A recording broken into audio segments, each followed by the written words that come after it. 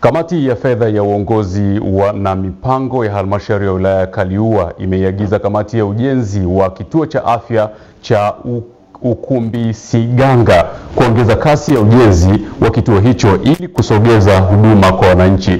Robert Kakwesi ana taarifa zaidi.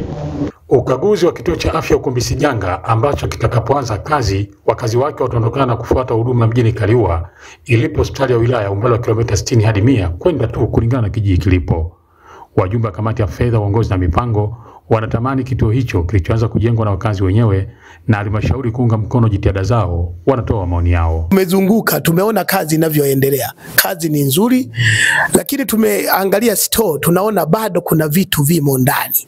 Lakini spidi ya mafundi, mheshimiwa mwenyekiti, mimi naiona kama bado haijaendana na spidi ya halmashauri, lakini haijaendana na matarajio ya wananchi. Niwapongeze na wananchi wa eneo hili na wasimamizi wa mradi huu,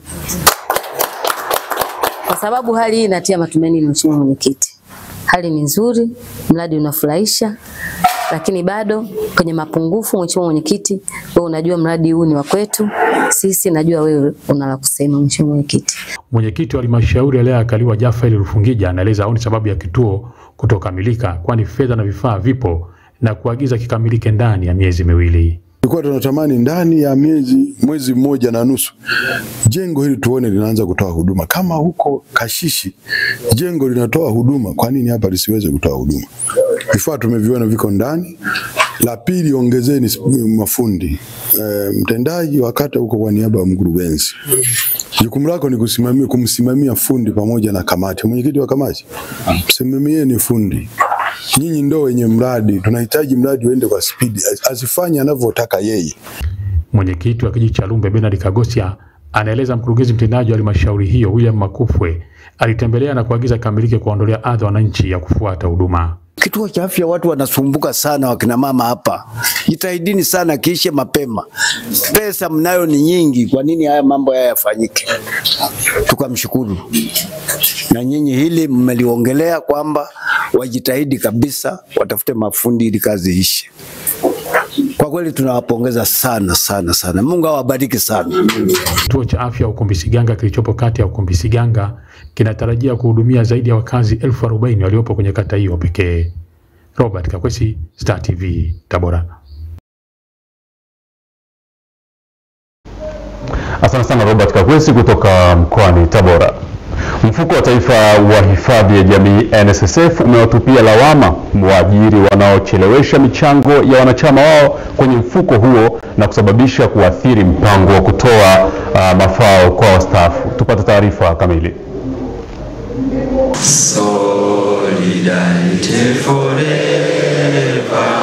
Huu ni mkutano wa 54 wa Baraza Kuu la Wafanyakazi wa Mfuko wa Taifa wa Hifadhi ya Jamii NSSF. Mkurugenzi mkuu wa Mfuko wa Taifa wa Hifadhi ya Jamii NSSF, Masha Mshomba, kwenye mkutano huu anawatupia lawama waajiri wanaochelewesha michango ya wanachama wao na hivyo kuathiri mchakato wa mafao ya wastaafu. Tunajikuta tunatumia muda mrefu kupata haki yetu kwa sababu michango yetu inakuwa haijafika katika mfuko. Na mfuko hauwezi kukua pasipo kupokea michango na kuwekeza katika maeneo yenye tija. Kwa hiyo hilo ni jambo la muhimu. Naomba sana waajiri tutekeleze sheria kwa hiari, na hivyo basi kufanya ulipaji wetu wa mafao pale ambapo muda unafika uwe rahisi, na kufanya kwa kweli wastaafu wanaohudumiwa na NSSF wajisikie kwamba mfuko wao unawajali na maisha yao yanaendelea kuboreka siku hadi siku. Mwenyekiti wa bodi ya wadhamini NSSF Mwamini Malemi kwenye mkutano huu anasisitiza mambo kadhaa kwa ajili ya kuboresha utendaji kazi wa mfuko huo. Ninapenda kusisitiza mambo muhimu yafuatayo ili kuboresha utendaji wa mfuko. La kwanza, uadilifu na kupiga vita rushwa. Napenda kutoa msisitizo mkubwa katika swala zima la kutoa huduma bora kwa wanachama wetu ambao ndio msingi wa uwepo wa NSSF. Mfanye kazi kwa uadilifu kwani kazi ni ibada. Nikiwakumbusha hapo nyuma katika ibada yetu tulioanza nayo kabla ya kuanza kikao, tulisema kabisa kwamba tutavaa viatu vya wale tunaowahudumia. Kwa hiyo tuzingatie hilo. Mkutano huo ni wa kujadili mpango wa mwaka wa mfuko na bajeti ya mwaka 2025-2026. Mbone Herman, Star TV, Tanga. Asante sana Mbone Herman kutoka mkoani Tanga.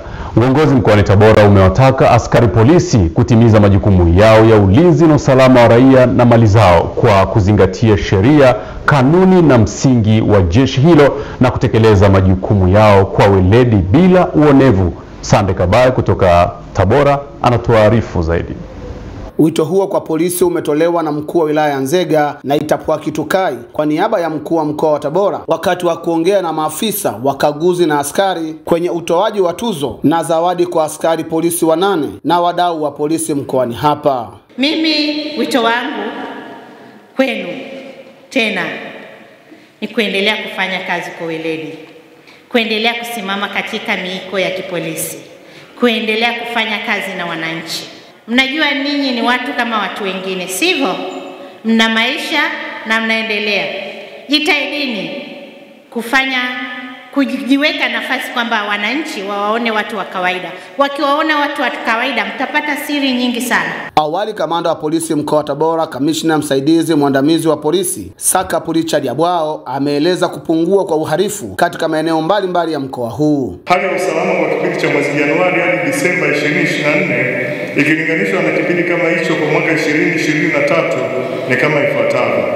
Jumla ya makosa ya jinai yaliyoripotiwa kwa mkoa wa Tabora kwa kipindi cha mwezi Januari hadi Disemba 2024 ni 16553 ikilinganishwa na makosa 17203 yaliyoripotiwa kwa kipindi kama hicho kwa mwaka 2023. Kwa upande wao mwenyekiti wa wajasiriamali mkoa wa Tabora Ashura Mwazembe na kaimu katibu tawala wa mkoa wa Tabora Mhandisi Faustini Tarai, licha ya kuwapongeza polisi kwa utendaji kazi wao, wamewashauri polisi wengine kufanya kazi kwa weledi.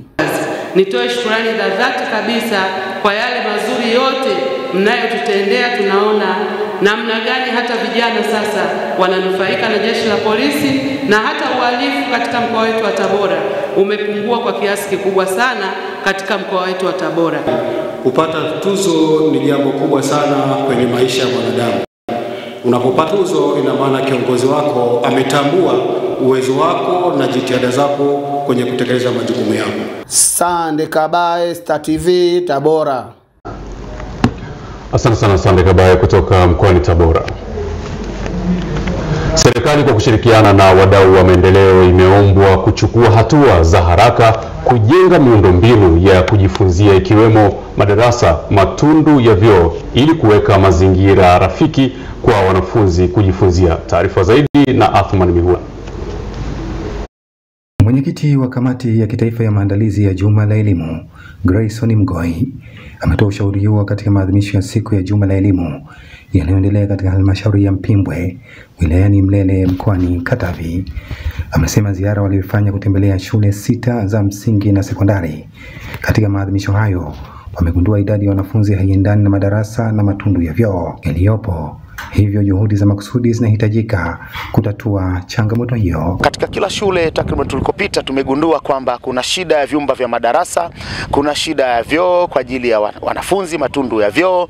Kwa hiyo tunaona hili ni swala ambalo linatakiwa serikali kwa kushirikiana na wadau liweze kufanyiwa kazi kwa haraka sana, kwa sababu idadi ya wanafunzi ni nyingi, vyumba vya madarasa haviwatoshi. Kwa upande wake mwenyekiti taifa wa mtandao wa elimu Tanzania TENMET Martha Makala ameiomba halmashauri ya Mpimbwe kuongeza idadi ya walimu wa kike katika shule zilizopo ili kuzingatia mahitaji ya kijinsia. Kwa kushirikiana na wadau na serikali kutoka Wizara ya Elimu pamoja na TAMISEMI, tujitahidi na shule zingine za sekondari na msingi tulizopita kuongeza idadi ya walimu wa kike ili kuweza kusaidia upatikanaji wa mahitaji ya kijinsia ambayo inahitaji walimu wa kike pia kuweza kuyaadress. Baadhi ya walimu waliosoma risala walipotembelewa na wadau wa elimu kutoka mtandao wa elimu Tanzania TENMET wameomba serikali na wadau wa maendeleo kuwasaidia kukamilisha maboma ya madarasa ambayo hayajakamilika, kuongeza idadi ya walimu na kuwekewa nishati ya umeme. Tunaomba serikali na NGOs mbalimbali itusaidie kuleta nishati ya umeme na vifaa vya tehama ili kurahisisha uchakataji wa taarifa za shule, takwimu na uchapaji wa mitihani. Tunaomba serikali iajiri walimu ili kuwa na uwiano sawa kati ya walimu na wanafunzi. Maadhimisho ya Juma la Elimu yameratibiwa na Mtandao wa Elimu Tanzania TENMET na yatafanyika kwa siku 5 kuanzia Mei 5 hadi 9, yakiwa na kauli mbiu isemayo elimu na ujuzi kwa maendeleo ya taifa. Athmani Mihula, Star TV, Katavi. Shirika la Haki Elimu limetoa mapendekezo kwa serikali ambayo wametaja kuwa yatasaidia kupanga bajeti ya Wizara ya Elimu, Sayansi na Teknolojia kwa mwaka 2025-26, ikiwemo kuongeza bajeti ya wizara hiyo ili kuwezesha watoto wa Kitanzania kupata elimu bora na ushindani itakayohitajika kwa sasa. Taarifa zaidi na Adam Damian. Mapendekezo ya shirika hilo yametolewa na mkurugenzi mtendaji wake Dr. John Kalage wakati akiongea na waandishi wa habari jijini Dar es Salaam, ambapo amewasilisha mapendekezo kadhaa ikiwemo kuongeza bajeti ya Wizara ya Elimu, Sayansi na Teknolojia kufikia 15%, kutenga bajeti maalum ya kupunguza uhaba wa walimu na kuomba uandaji wa bajeti ya mwaka huu uwe jumuishi unaozingatia usawa wa kijinsia. Ili tuweze kuwa na mafanikio yenye tija kwenye sekta ya elimu, ni lazima tutenge bajeti angalau 15% ya bajeti ya taifa. Sasa sisi kwa bajeti ya mwaka wa fedha uliopita tulikuwa kwenye 12.5. Sasa tunashauri angalau mwaka huu bajeti ya sekta ya elimu iongezeke na kufikia 15%. Na kama serikali itafanya hivyo, tunategemea kwa bajeti ambayo serikali imetenga kutakuwa na ongezeko la trilioni 2 kwenye sekta ya elimu, ambayo na kufanya jumla ya bajeti ya sekta ya elimu kuwa trilioni 8.25. Hapo tutakuwa angalau tumefikia kiwango cha chini ambacho kimependekezwa cha bajeti kwenye sekta ya elimu kimataifa. Aidha, katika wasilisho lake amesisitiza umuhimu wa serikali kutoa mafunzo na kuajili walimu wa mahitaji maalum na kwamba bado kuna uhaba wa walimu wa kike na wa kiume wa mahitaji maalum katika shule mbalimbali. Ruzuku tunaomba iongezeke kutoka shilingi 10,000 kwa kila mwanafunzi wa shule ya msingi na kufikia shilingi 25,000 na kutoka shilingi 25,000 kwa mwanafunzi wa sekondari na kufikia 50. Haki Elimu tunafanya kazi na shule wilaya zaidi ya 22 na shule zaidi ya 127 moja kwa moja. Kwa tunachofanya, tunakwenda kwenye zile shule kila mwaka unapoanza, tunauliza mmepata vitabu, upungufu ukoje? Kwa tunaambiwa upungufu ni mkubwa sana. Wakati huo shirika hilo limeishauri serikali kuandaa mikakati ya kukabiliana na uhaba wa walimu, ikiwemo kuandaa mkakati wa miaka 5 wa kuajiri walimu 40,000 kila mwaka ndani ya miaka 5 ili kumaliza shida ya uhaba wa walimu katika shule mbalimbali. Adam Damian, Star TV, Dar es Salaam. Ukiwa unaendelea kuitazama Star TV, hii ni Star TV Adhuhuri, na kuongozea naitwa Frankie Tawa.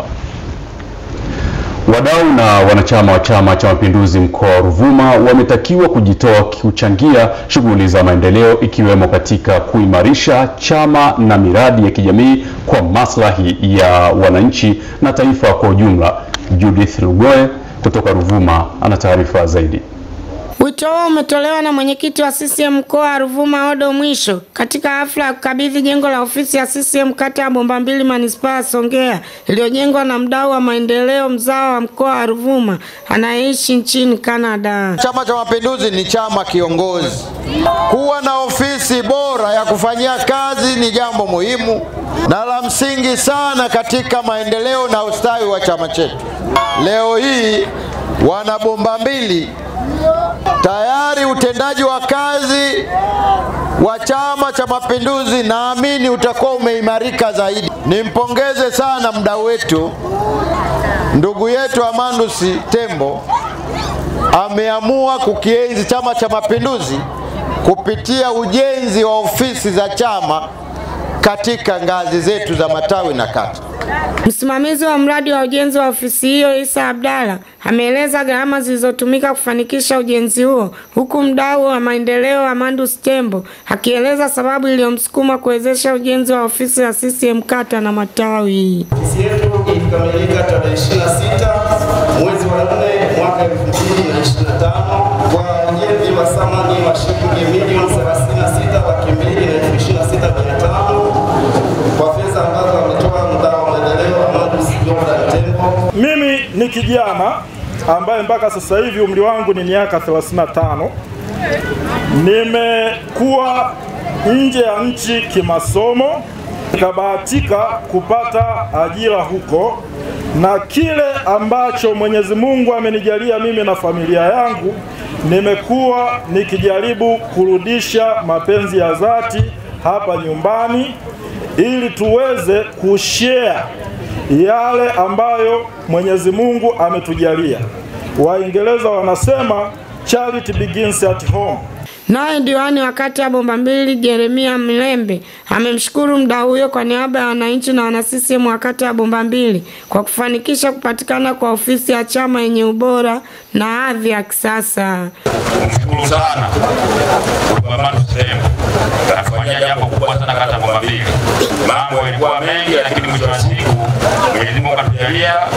Mheshimiwa mgeni rasmi leo anakuja kuzindua ofisi ya chama cha polisi kata ya Bombambili. Julius Lugoe, Star TV, Ruvuma. Asante sana Judith kutoka mkoani Ruvuma. Mkuu wa wilaya ya Ilemela jijini Mwanza Hassan Masala amehimiza vijana na wadau kuchangamkia fursa zilizopo katika teknolojia ili kuanzisha na kubuni biashara mbalimbali zitakazowasaidia kujikwamua kutoka kwenye lindi la umasikini. Wilson Elisha anatujuza taarifa hii. Mkuu wa wilaya Ilemela Hassan Masala amesema hayo jijini Mwanza kwa niaba ya mkuu wa mkoa wa Mwanza Saidi Mtanda wakati wa hafla ya kampuni ya huduma za simu za mkononi Yas kuelezea mafanikio yaliyopatikana kwa kanda ya Ziwa. Rais wetu ambaye ndo amekuwa champion wa haya mabadiliko ya kiteknolojia na mambo mengine, na uwekezaji unaendelea kufanyika, tunaamini kama kampuni ya Yas mtaendelea kunufaika, lakini mtaendelea kuyatumia mabadiliko haya. Sisi kama serikali tutaendelea kuwa mabalozi wa kuendelea kuelimisha, lakini pia kusema mazuri. Naye mkurugenzi wa Yas kanda ya Ziwa Joseph Mtalemwa amesema wanaona utoaji wa huduma kwa njia ya kidijitali imekuwa ni fursa kwa jamii tangu wafanye mabadiliko katika uwekezaji. Mwekezaji mpya amewekeza sana kwenye mtandao kwa maana ya teknolojia na upana wa mtandao. Sasa hivi kila kijiji tutakachoenda Tanzania, natoa msisitizo kanda ya Ziwa kwa sababu mimi ndo naisimamia, lakini maboresho haya yamefanyika Tanzania nzima. Baadhi ya wadau wanaotoa huduma za kifedha na mawasiliano ambao wameshiriki katika hafla hiyo wameahidi kutoa huduma zenye tija. Ilikuwa mfano wakala anayetoa huduma za kifedha, imetokea labda in case amekosea kumwekea mteja husika, labda nilikuwa namwekea namba fulani, nimemix namba moja pale, nimechanganya imeenda kwa mteja mwingine ambaye sio husika ninayemhudumia. Kwa zamani ilikuwa ni lazima upige huduma kwa wateja. Furahia huduma zenu. Pia hakuna changamoto wala usumbufu wa aina yoyote unaojitokeza tofauti na mwanzoni. Kwa sasa hivi ninaona maboresho mengi yaliyopo kuanzia kwenye huduma za kifedha mpaka mitandao ya simu. Mmoja wetu anufaike kulingana na huduma na mtandao wetu wa Mixx by Yas, lakini kikubwa tunapenda kuwaasa watumiaji wa Mixx by Yas. Siri yako ni pesa yako. Tusiruhusu hii nafasi ya msajili kumpa namba ya siri. Wadau mbalimbali wakiwemo mawakala na watoa huduma za kifedha wa kampuni hiyo wamekutanishwa jijini Mwanza ikiwa ni sehemu ya kuelezwa namna mabadiliko na uwekezaji uliofanyika ili kutoa huduma bora. Wilson Elisha, Star TV, Mwanza. Sasa tuungane na Mariam Emily kutoka mkoani Kagera. Benki ya CRDB imekabidhi jumla ya madawati 30 kwa uongozi wa shule msingi Buhangaza iliyopo wilayani Muleba mkoani Kagera, ikiwa ni azma ya benki hiyo kuinua sekta ya elimu. Madawati hayo yamekabidhiwa katika shule hiyo iliyoanzishwa mwaka 1977 ambayo inakabiliwa na miundombinu chakavu pamoja na ukosefu wa vyumba vya madarasa pamoja na ofisi za walimu kama anavyoharifu Mwalimu Pasco Rwamihago.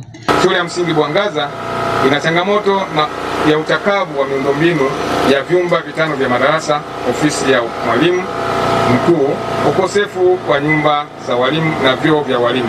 Benki ya CRDB inakabidhi jumla ya madawati 30 kama sehemu ya mchango wake kwa shule hiyo kongwe, ambapo mkuu wa biashara za kimataifa wa benki hiyo Gerard Kamugisha, ambaye ni mwanafunzi wa zamani wa shule hiyo, pamoja na wenzake ndio walikuwa chachu ya kufanikisha msaada huo. Tunaamini matumizi sahihi yatasaidia kuboresha mazingira ya kujifunza, na tunaahidi tutaendelea kushirikiana na halmashauri ya wilaya ya Mleba kupunguza changamoto zinazokwamisha ufanisi wa elimu ili nchi yetu iwaandae vijana mahiri katika nyanja tofauti za uchumi na jamii. Mkurugenzi mtendaji wa halmashauri ya wilaya ya Mleba, Isaya Mbenje, amesema halmashauri ya wilaya hiyo itaendelea kushirikiana na uongozi wa kijiji pamoja na shule ya msingi Buhangaza ili kukamilisha baadhi ya miundombinu ya shule hiyo. Ijayo nitaleta wahandisi waje wakiangalie, wakifanyie tathmini ili tukimbizane kabla hajafika mwezi wa 6 tuone namna ya kukiezeka ili angalau haya madawati yasingie vyumba vya zamani. Baadhi ya viongozi wa kata mbalimbali wilayani Mleba hawakusita kutoa shukrani zao kwa wote waliofanikisha msaada huo, ikiwemo benki ya CRDB.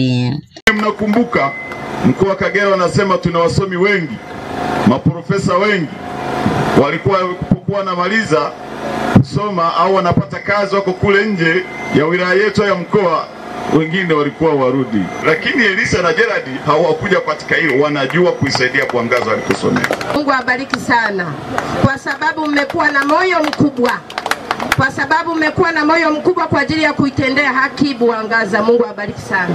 Shule ya msingi Buhangaza ina jumla ya wanafunzi 490 huku ikiwa na upungufu wa madawati 27. Mariam Emery, Star TV, Kagera. Takwimu za utafiti wa kinywa na meno Tanzania zinaonyesha kuwa 76.5% ya Watanzania wanakabiliwa na changamoto ya kuoza kwa meno, hali inayochangiwa na vyakula wanavyokula watoto. Taarifa kamili na Frankius Cleophas. Takwimu hizo zimetolewa na mratibu wa huduma ya kinywa na meno Nyansu Mwita wakati akitoa elimu ya kinywa na meno kwa shule za msingi pamoja na shule za kulea watoto wadogo halmashauri ya mji wa Tarime mkoani Mara. Tumekuwa na programu ya kupita kwenye shule za msingi na daycare zote za ndani ya halmashauri ya mji. Lengo letu ni kuibua na kuainisha baadhi ya changamoto za kinywa na meno kwa watoto. Tumeona tuwekeze nguvu kubwa kwa watoto kwa sababu ndilo taifa la kesho. Takwimu za utafiti wa kinywa na meno Tanzania zinaonyesha kwamba 76.5% ya Watanzania wote wana changamoto ya kuoza kwa meno.